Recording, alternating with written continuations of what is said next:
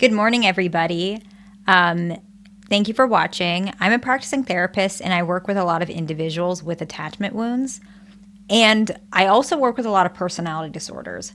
Now, on my channel, I don't really talk much about personality disorders, but I actually specialize in personality disorders. So I've seen a fair share of them in my young life. I'm not trying to act like I have a lot of experience. I'm still young, but I have seen plenty of personality disorders. So today, I wanted to go over something that I see a lot of individuals struggle to differentiate. And sometimes it can be a little hard for me to understand that just because it's more obvious to me, the difference. But I wanted to add a lot of clarity for you guys, and then you can always ask questions in the comments. But today we're going to talk about an avoidant attachment style versus an individual with narcissistic personality disorder. And for short, I'm just going to call it NPD. So first and foremost, narcissistic personality disorder is a clinical diagnostic impression, right? So I put that in someone's medical file. It's a medical term. And so why do I specify that? You cannot diagnose somebody online or Google or a YouTube video. Narcissistic personality disorder is a very real deal. It's very specific, and it's not something that it takes a lot of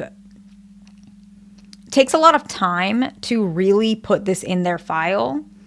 It's a very serious diagnostic impression. We want to make sure that it's right.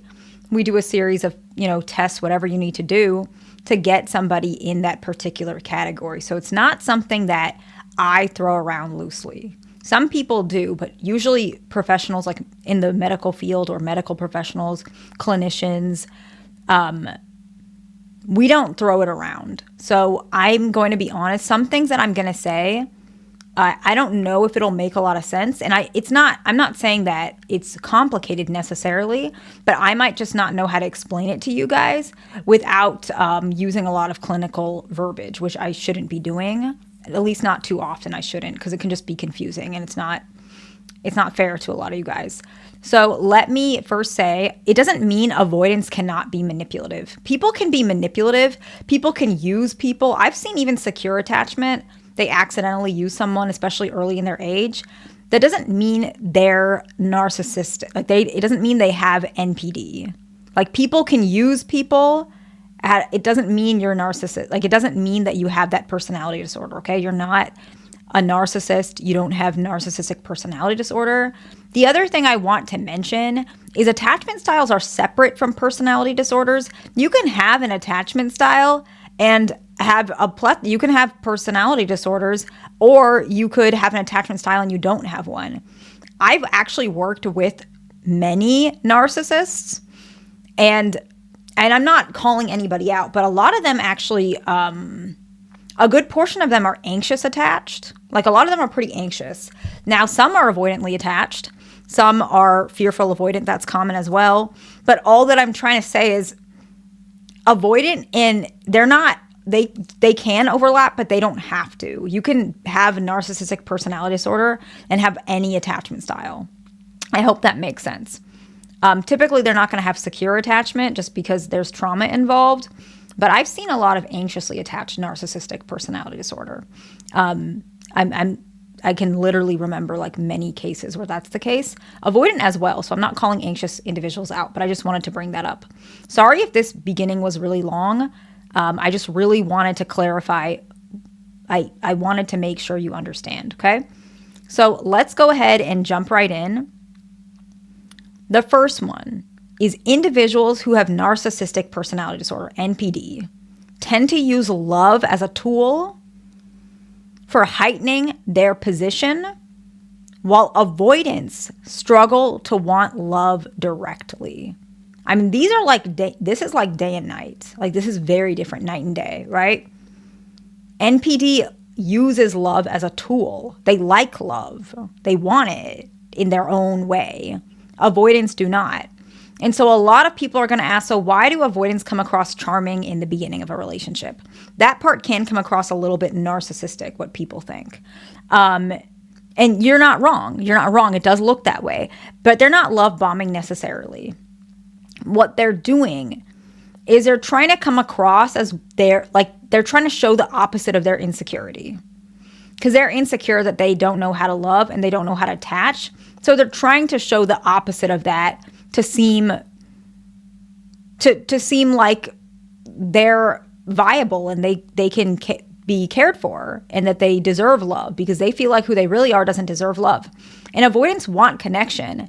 They just are afraid to love. So it's almost like they want to tell themselves they're not damaged in their way, emotional damage. I'm not saying damage in like a mean way. I meant it in a clinical way, where they have those wounds.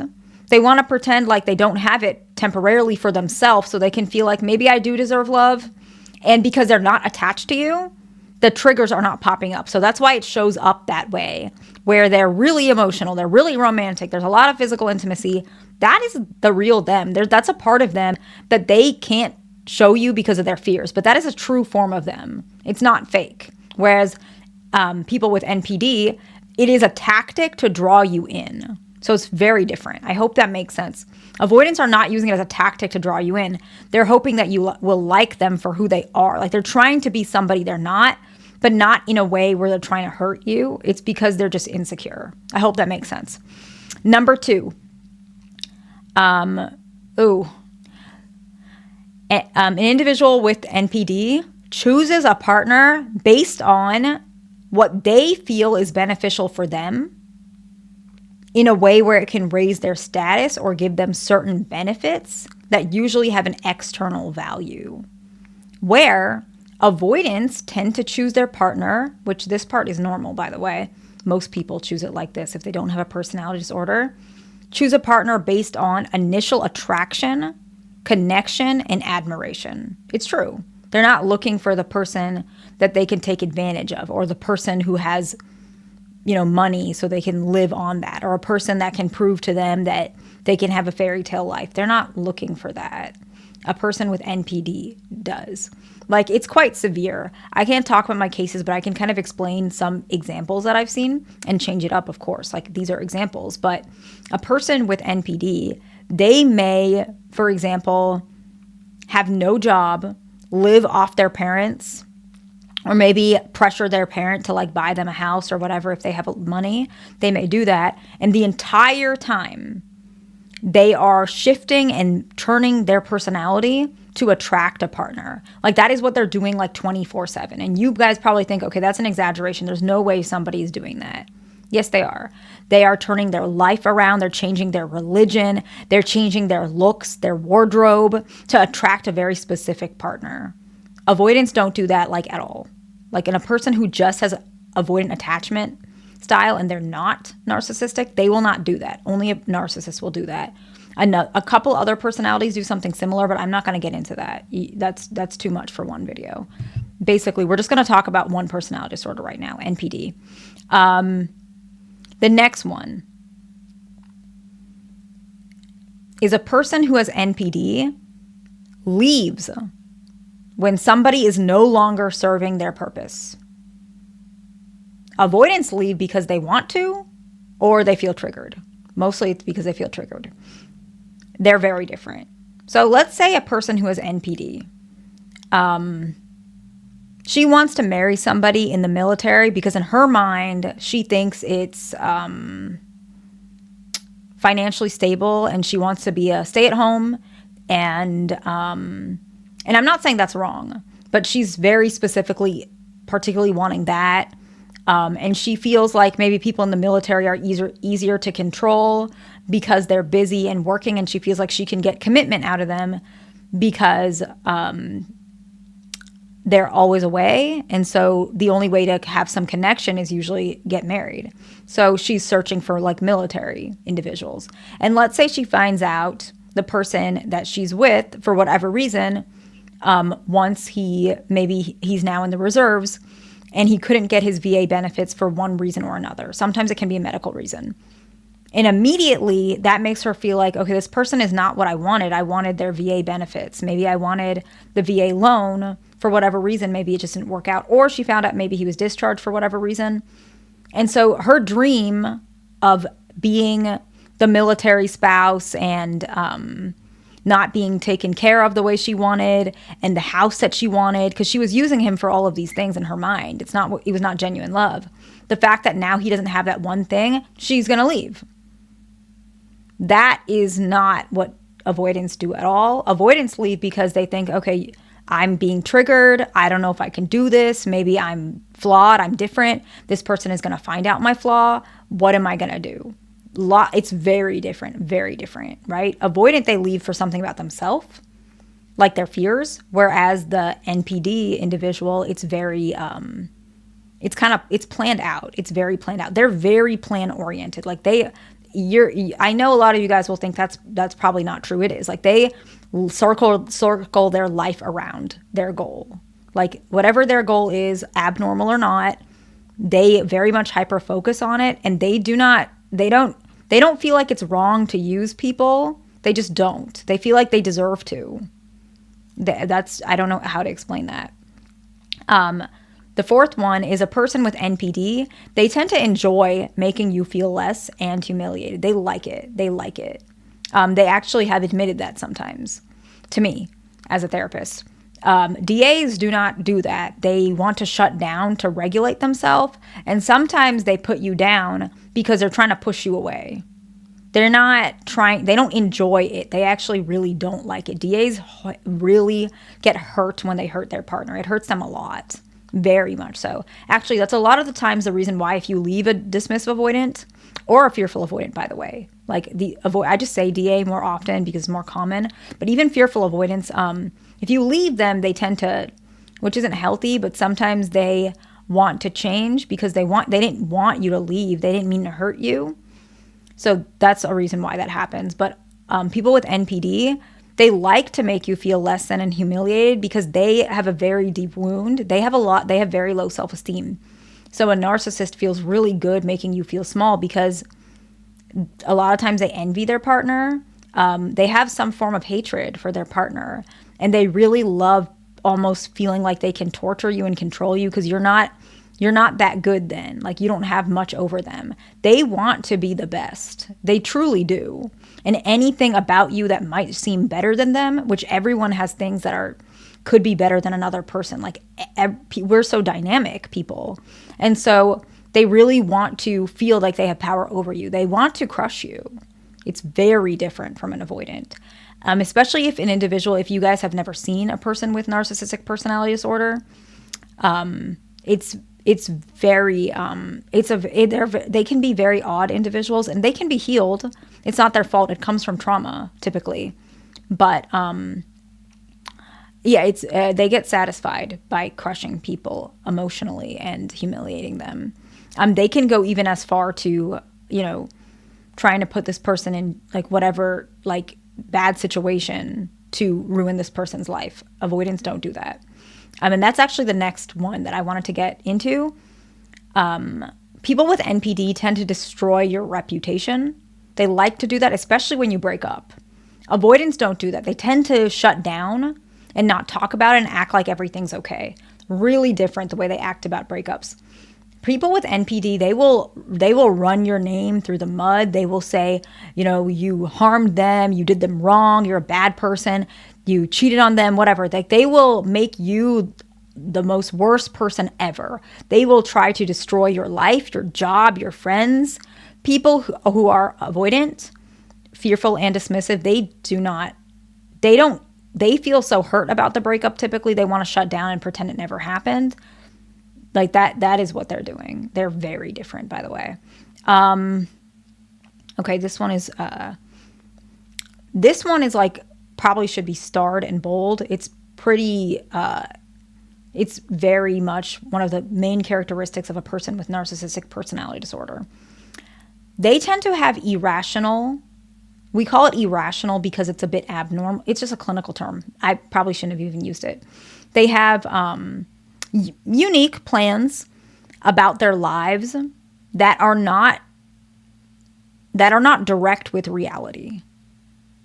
And they do not understand why it's not happening. They believe it's supposed to happen. And it can be very strange. Whereas Avoidants don't tend to struggle to regulate disappointment, and they don't manipulate their environment for gain. Like they feel very, like they want to do good for themselves. They're very overachieving. People who have narcissistic personality disorder, they're not overachieving. They use people to get their way, but they themselves don't think, I should, become the best athlete. I need to work every day. I have to be on the court 5 hours a day. They don't think about that. They think, okay, how can I manipulate my coach? How can I manipulate this person to get me what I want without me having to do anything, right? And so why did I say they have kind of unique plans about their life?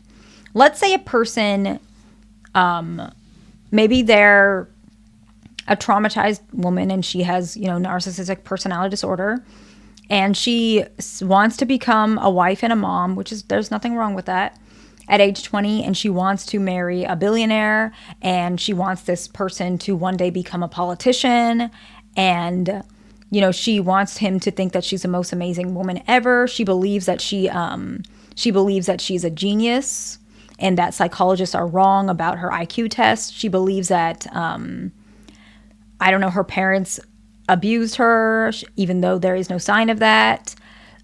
She believes that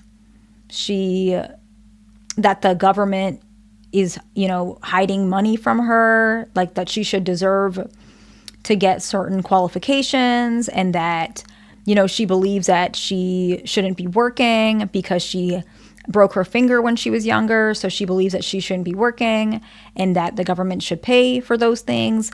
So when I give you that example, that is, it's a unique way of thinking. And I'm not saying if you think that way, you're wrong, and it's not wrong. It's not wrong. Never am I saying it's wrong. However, it is a common characteristic with a person with narcissistic personality disorder where they have a very different sense of the way society operates. It's just different than a person without the personality disorder. And they strongly believe it should operate that way.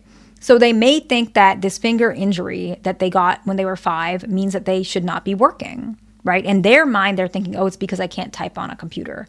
I can't work. But then, that might not necessarily make sense. And maybe when they go to their doctor, the doctor will say, no, the injury is fine. I don't see any signs of injury. So they'll go to another doctor and another doctor and another doctor until they find the one that they feel they can manipulate. Because this happens. It does happen. I can't tell you much details about how it happens, but it does. They will manipulate the doctor for the doctor to give them that diagnosis. They might try to manipulate a therapist. Can you, can you fill out my disability for me? Or can you write me for a specific accommodation letter, right? They'll try to manipulate their way around things. People who are avoidant, they don't like asking for help at all. I apologize if the video is a little bit long. The next one, and we were kind of talking about this earlier, people who have narcissistic personality disorder, they lean on people to achieve their goal. Like they're not going to do it themselves. They don't believe that they should. They shouldn't. Like they had a hard life, they broke their finger when they were 5, and I'm not mocking them, but this is their true perception. There's nothing wrong with that other than that it's a diagnostic impression, but I'm not saying that it's a bad thing. I'm just saying this is the truth. They believe, I broke my finger when I was young. I think my mom abused me. My ex left me. They tried to hurt me. I deserve money from the government. What's going on? I broke my finger. I shouldn't have to work. Why am I getting bills? I shouldn't be paying for bills. I should be living in this house for free because I broke my finger. And this is truly how they feel. How can I get this goal? I believe this so strongly. What doctor will listen to me? That's how they think. But it's actually a form of manipulation. How can I make this doctor, how can I make this therapist write this for me so that I can be paid for and not have to work because I broke my finger when I was 5, right? Avoidants they don't really have that concept really at all. If you just have, avoidant attachment style, that doesn't really come with the attachment style necessarily. Typically avoidance and fearful avoidance, probably more fearful avoidance than dismissive avoidance, they will work and they believe they're on an island. They will work as hard as they have to, and they're not going to ask a penny from anybody. It's very, very different. Okay. The next one, people who have narcissistic personality disorder, they lean on people to achieve their goal. Like they're not going to do it themselves. They don't believe it should operate that way. So they may think that, this person without the personality disorder, they lean on people to achieve their goal. Like they're not going to do it themselves. They don't believe it should operate that way. The next one, People with NPD, they tend to lie, or they may lie to achieve gain. Whereas in avoidant, if they are lying, it usually stems from shame or trying to back out of an argument. These are not healthy, by the way. They don't want to upset somebody, but they're not trying to trick you. They're not trying to lie so they can get some sort of achievement, right? So let's say a person, kind of the example we were already talking about. Let's say a person with NPD, they want to make sure they marry someone in the military. Let's just say Marines. So maybe they're going to fabricate this lie to try and connect with more Marines. Maybe it's more common in their area. In my area, it is, where individuals near the Marine Corps, it's also near a church. So there's a combination where religion is common. So maybe they're going to lie and say they were raised in a Christian household. Or maybe they were not, but they're saying that. Maybe they will say my mom was a Marine, just so they can collect Marines, right? That doesn't mean they don't feel like it's a lie, because they feel like, oh, well, it's harmless. I'm just saying it so that I can get a Marine. It's not my fault that my mom wasn't a Marine, but it's not my fault that this is the only way to get them, whatever it takes, because I really want to marry someone who can financially take care of me, because, I don't deserve to work. I broke my finger when I was 5. That's too hard for me. And, my mom yelled at me when I was young. So, this is what I have to do. That's their belief. And it is a wound. And I'm not mocking a person with narcissistic personality disorder. So please don't take it like that. It comes from trauma most of the time.